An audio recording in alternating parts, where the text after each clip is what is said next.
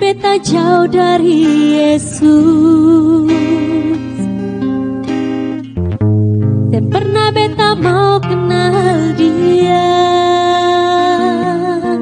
Saya sering katakan begini, percaya kepada Tuhan belum tentu mempercayai Tuhan.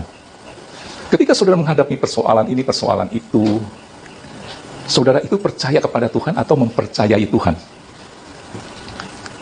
Saya ambil contoh begini ya. Saya pernah sampaikan di sini, percaya kepada Tuhan, bicara kadar, saudara cukup 75%, 80%. Boleh dikatakan itu percaya kepada Tuhan. Tetapi yang namanya mempercayai Tuhan, kadarnya harus 100%. Jadi saudara kurangin 2, tinggal 98%. Saudara itu bukan mempercayai, tetapi cuma percaya kepada Tuhan. Maka saudara, di dalam kehidupan saudara, tadi saya katakan harusnya apa?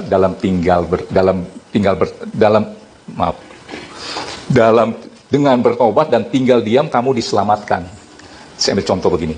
Ini ilustrasi ya. Anak saya yang paling bungsu itu namanya Luvita.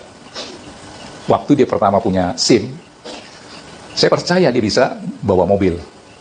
Nah, sampai satu hari, waktu itu dia masih sering datang kemari. Biasanya orang baru punya SIM itu disuruh kemana aja mau ya, karena mau uji dia punya kemampuan.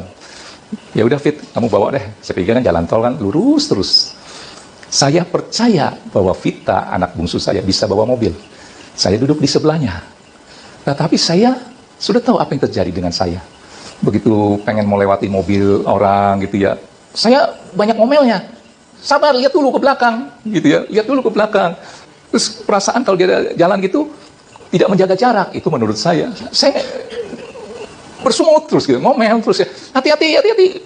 Padahal ya dia kan tahu kan jaraknya, jangan terlalu dekat. Kalau dia jalannya ada kecepatan, heran, mau ngapain sih buru-buru? Padahal saya sebenarnya was-was.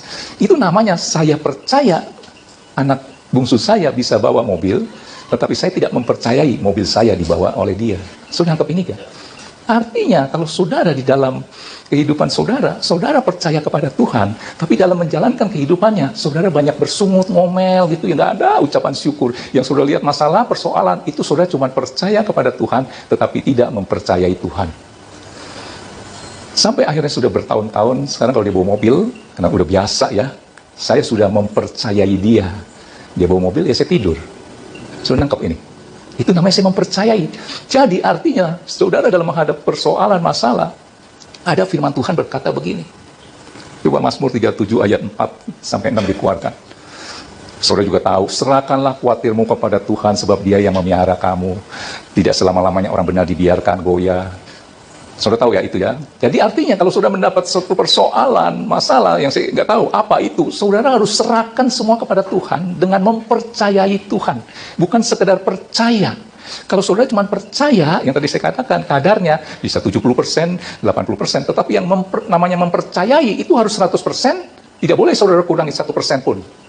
Kurang 1% saudara cuma percaya dan kerja saudara pasti ngomel seperti saya, duduk di satu mobil di mana Vita pertama baru punya SIM bawa mobil, itu saya melotot terus tuh, saya yang lebih tegang. Lihat kiri, lihat kanan. Nangkep gak? Saudara capek gak hidup seperti itu di dalam menjalankan kehidupan?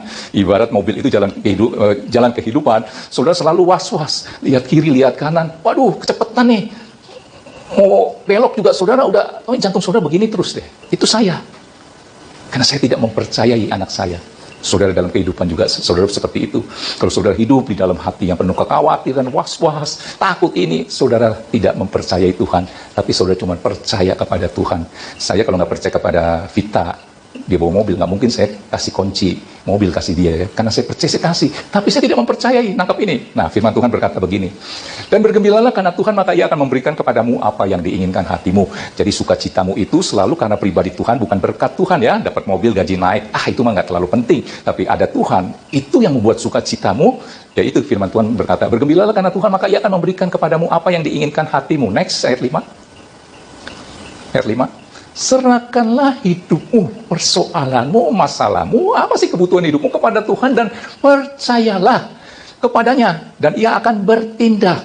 Sambungkan ayat yang tadi, Ia menanti-nantikan, hendak menunjukkan kasihnya. Tuhan tuh gregetan pengen action gitu ya.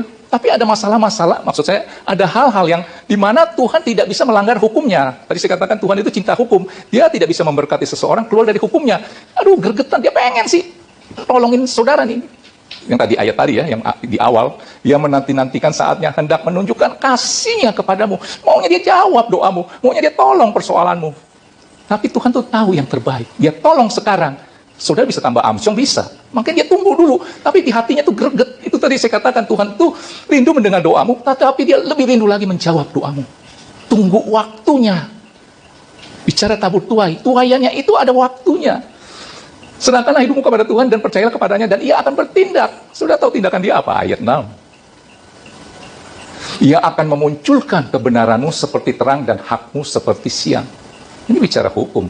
Hukum ada hak dan kewajiban. Saya kasih ilustrasi begini ya. Sini Pak Prianto. Sini biar kelihatan kamera. Anak Tuhan, ada persoalan, anggap ini masalahmu. Ya.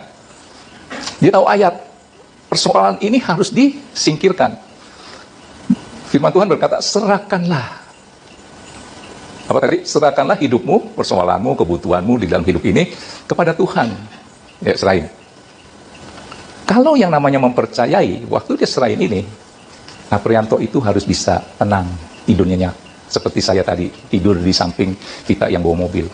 Tetapi kalau malamnya, itu udah serahin ya, dia nggak bisa tidur, mikirin, itu sama aja dengan diambil lagi persoalan. Ambil lagi. Karena kamu mikir kan, takut, ambil lagi. Itu diambil lagi nih. Firman Tuhan berkata, serahkanlah hidupmu kepada Tuhan dengan mempercayai. Mempercayai itu nggak boleh diambil lagi nih. Kalau dia ambil lagi karena mikirin mau menyelesaikan persoalannya dengan logika dia, kekuatan dia, ya, itu namanya dia cuma percaya kepada Tuhan, tetapi tidak mempercayai. Dikatakan dan ia akan bertindak. Tadi persoalannya di tangan saya Tuhan. Sekarang saya mau bertindak. Kira-kira bisa nggak? Mana ya persoalan? Loh kok tadi ada? Saya bisa bekerja nggak? Bisa. Saya mau bekerja, persoalannya sudah pindah ke tangan Aprianto. Karena dia mau coba pakai kekuatannya dia. Maaf ya, misalnya dia mau ngontrak rumah, duitnya cuma ada 5 juta, padahal kontrakannya 7.500.000, kurang 2,5. Kenapa diambil lagi? Dia mikirin, kayaknya saya mesti utang sama tetangga saya yang 2,5. Kalau di tangan dia tuh saya action, dia bilang apa?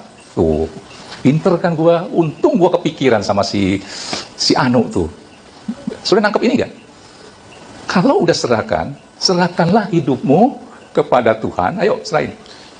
Mempercayai saya, dikatakan percayalah kepadanya. Mempercayai loh, bukan percaya aja. Baru saya bisa bertindak. Kenapa? Waktu saya mau bertindak, soalnya ada di tangan saya. Maka saya akan kutak-katik ini soal. Kamu mah kerjanya apa? Tidur aja, diam aja. Itu yang disebut lebih daripada pemenang. Apa? Lebih daripada pemenang? Kamu diam, Tuhan yang berperang. Ya, kembali lagi. Sudah tahu kenapa saudara nggak bisa seperti itu? Saudara cuma percaya kepada Tuhan, tetapi tidak mempercayai. Sampai satu saat beta jatuh, sing ada yang peduli beta.